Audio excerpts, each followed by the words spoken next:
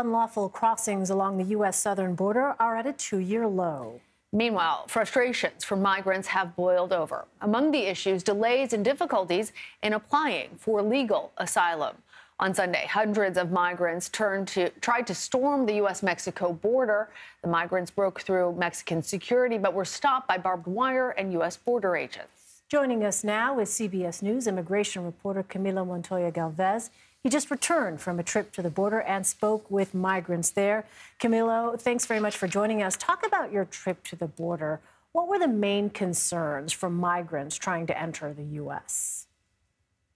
Hi, Elaine and Lana. You talked about this app called CBP One, and this is really central to the Biden administration's new strategy to overhaul the asylum system along the border and to reduce the number of migrants who are crossing into the U.S. illegally. So far, that has proved to be effective.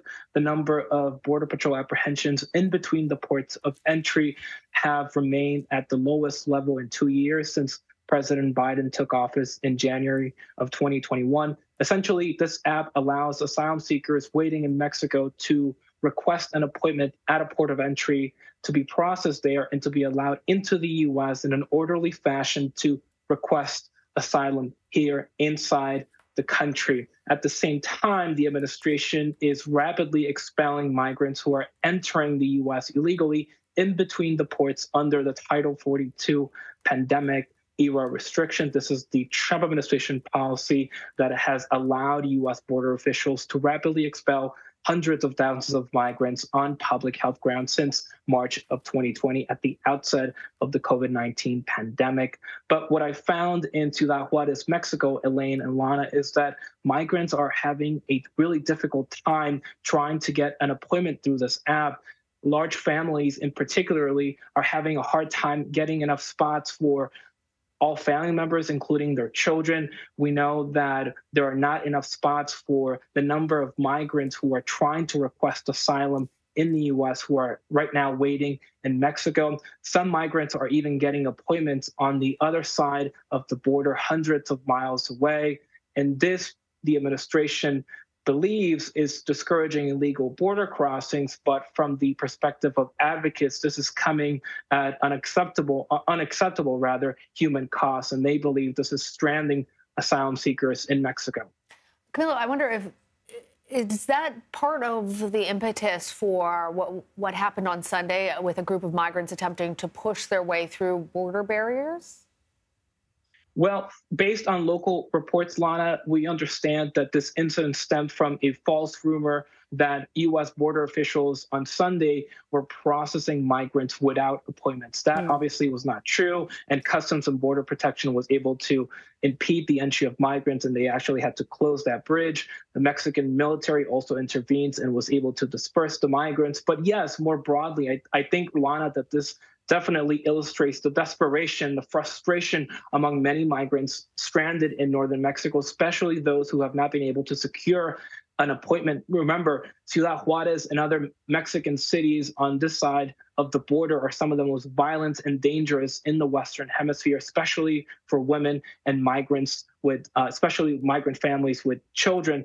And that's something that these migrants have to contend with on an everyday basis. The other issues that shelters on that side of the border are now over capacity as well. Yeah, well, border crossings are at a 2-year low for the second consecutive month. Why is that?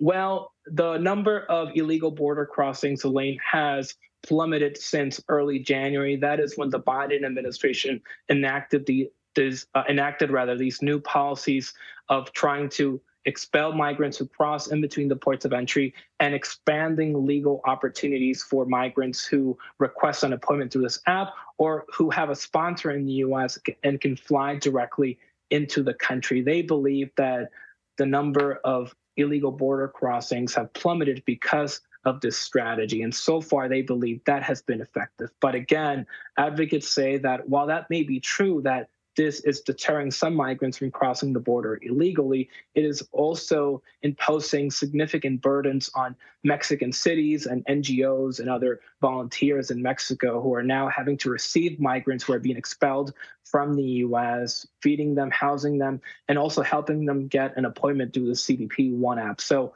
the story in Mexico is much more complicated now. While overcrowding has been alleviated in cities like El Paso, migrants there are no longer sleeping on the street like they were in December when I was last there. The situation in Mexico is still very dire. Migrants are sleeping on the street in some occasions. The shelters there are, in many cases, overwhelmed.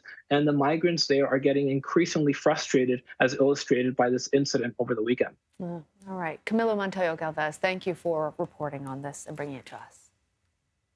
Thank you.